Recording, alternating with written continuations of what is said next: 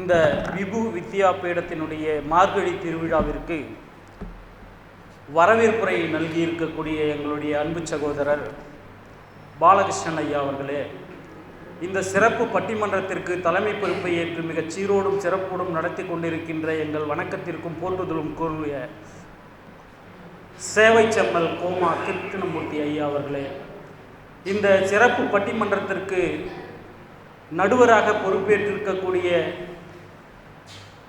எங்கள் நெஞ்சமெல்லாம் நிறைந்திருக்கக்கூடிய போற்றுதலுக்குரிய செந்தமிழ் சோலையினுடைய நிறுவனரும் பேராசிரியர் தமிழ்ச்சுடர் வா விசேரங்கன் ஐயா அவர்களே, என் அணியைச் சார்ந்த பேச்சாளர் பெருமக்களே, எதிரணியைச் சார்ந்த பேச்சாளர் நண்பர்களே, உங்கள் அனைவருக்கும் மற்றும் எதிரிலே அமர்ந்திருக்கக்கூடிய ஆன்மீக செம்மல்களே, பெரியோர்களே, தாய்மார்களே, உங்கள் அனைவருக்கும் இந்த அடியனின் பணிவான வணக்கத்தை உரிதாக்குகிறேன்.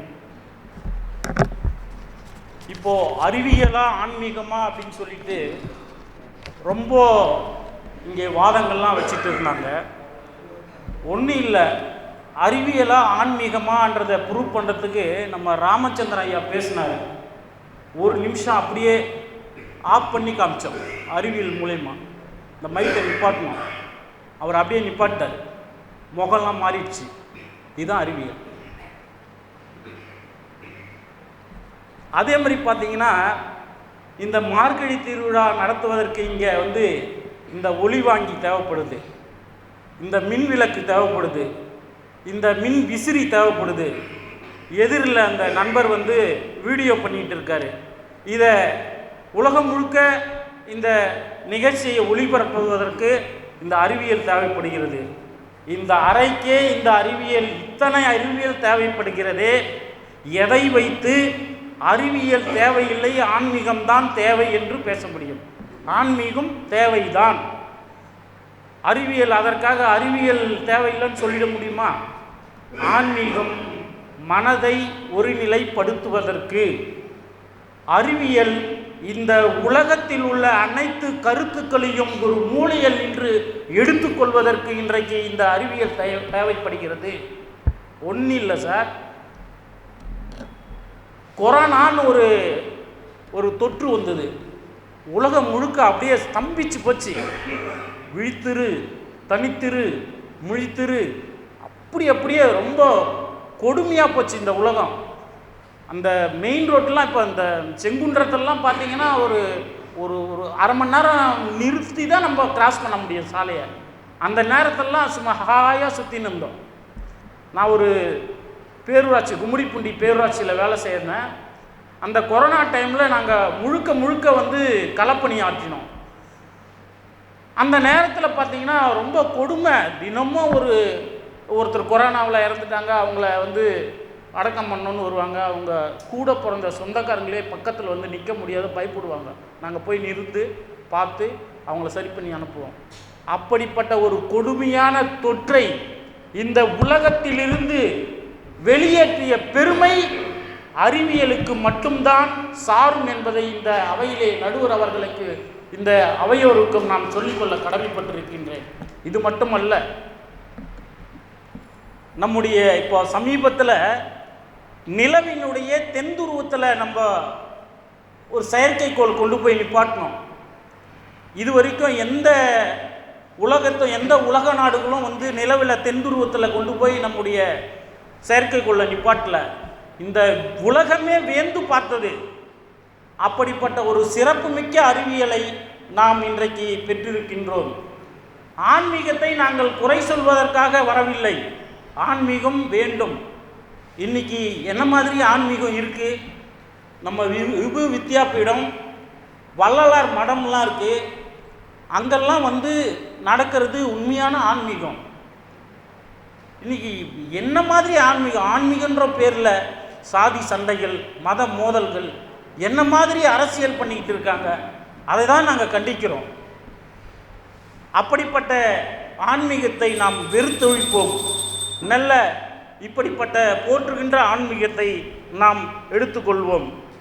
ஒன்றும் இல்லைங்க, ஒரு வாழைத்தோட்ட முதலாளி ஒருத்தர் விவசாயி வாழைத்தோட்டத்தில் நான் வாழை மரம் வைக்கிறேன், நல்லா விளைஞ்சுதனா உனக்கு ஒரு பெரிய விளையிறத்துல பெரிய வாழைத்தார் எது இருக்கோ அதை எடுத்துன்னு வந்து நான் இந்த கடவுளுக்கு படைக்கிறேன்னு அந்த கடவுள் அங்கே வேண்டிக்கிட்டு இருக்காரு.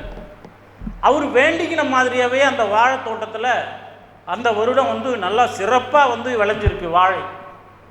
அந்த வாழை தோட்டத்தில் அவர் சிறப்பாக வணங்கின மாதிரி விளைஞ்சத்தில் ஒரு நல்ல பெரிய தாரா வெட்டி அவங்க கயனியில் வேலை செய்கிற ஒருத்தர்கிட்ட கொடுத்து, இதை கொண்டு போய் அந்த கடவுள்கிட்ட கொடுத்துட்டு வந்துரு, கோயிலில் வச்சுட்டு வந்துரு, அவர்கிட்ட நான் வந்து இப்போ வணங்கினேன், நல்லா விளைஞ்சுது அப்படின்னு சொல்லி கொடுத்து அனுப்பிச்சிருக்காரு. அங்கேருந்து அந்த தம்பி கொண்டுன்னு போயிட்டு கோயிலில் வைக்கிறதுக்கு போகும்போது அங்கே பசியில் ஒரு பையன் பக்கத்தில் நின்று பார்த்துன்னு இருக்கான். சாப்பாடு இல்லை, பசியில் துடிச்சிக்கின்னு நின்றுங்கிறான். அந்த நேரத்துக்கு ஒரு பெரிய வாழைத்தாரை கொண்டுன்னு அந்த பெரியவர் வராரு கோயிலில் வைக்கிறதுக்காக. ஓடி வந்து அந்த பையன் அந்த வாழைத்தாரிலேருந்து ஒரு பழத்தை மட்டும் புட்டுன்னு ஓடிட்டான். ஓடிட்ட உடனே அவன் சரி ஏதோ விட்டுட்டோம் அப்படின்னு சொல்லிட்டு விட்டுட்டு அந்த வாழைத்தாரை கொண்டு போயிட்டு அந்த கோயிலில் வச்சுட்டு வந்துடுறாரு அந்த வேலை செய்கிறவர். அந்த விவசாயினுடைய இரவு கனவுல கடவுள் வந்து, நீங்கள் நல்லா விளைஞ்சா, வாழைத்தோட்டத்தில் நல்லா விளைஞ்சா எனக்கு ஒரு தார் வாழைப்பழம் தரேன்னு சொன்னீங்க, நானும் நல்லா விளைய வச்சேன், ஆனால் எனக்கு ஒரே ஒரு பழம் தான் கொடுத்தீங்க அப்படின்னு சொல்லி அந்த கடவுள் வந்து அந்த விவசாயினுடைய கனவுல சொல்லியிருக்கார். அப்போது அந்த மறுநாள் வந்து அந்த வேலைக்கார கேட்கும்போது அந்த விவசாயி கேட்குறாராம், உனக்கு ஒரு தார் குத்தமிச்சுனே கடவுளுக்கு படைப்பதற்கு நீ ஒரு வாழைப்பழம் தான் வச்சுன்னு கடவுள் வந்து என் கனவுல சொல்கிறாரே அப்படின்னு கேட்டப்ப அந்த அந்த பையன் சொன்னானா, ஒரு வாழைத்தாரை கொண்டு சென்று அங்கே வைக்க போகும்போது ஒரே ஒரு வாழைப்பழத்தை ஒரு பையன் வந்து பிடுங்கி கொண்டு போனான் அப்படின்னு சொல்லி சொல்லும்போது தான் அவர் வந்து உண்மையிலேயே ஆன்மீகம் எது அப்படின்னு புரிஞ்சுக்கின்னுக்கிறார் அந்த விவசாயி. பசியால் துடித்து கொண்டிருக்கின்ற ஒரு ஏழைக்கு ஒரு வாழைப்பழம் பெற்றதுதான் இந்த கடவுளுக்கு கொடுத்தது சமமாக கருதப்படுகின்ற ஒரு தர்மம் என்பதை அந்த விவசாயி புரிஞ்சுக்கின்னு அந்த வருடத்திலிருந்து இல்லாதவங்களுக்கு நம்ம வந்து ஏதாவது இயன்றதை செய்யணும் அப்படின்னு சொல்லி செஞ்சுக்கிட்டு வர்றாரு.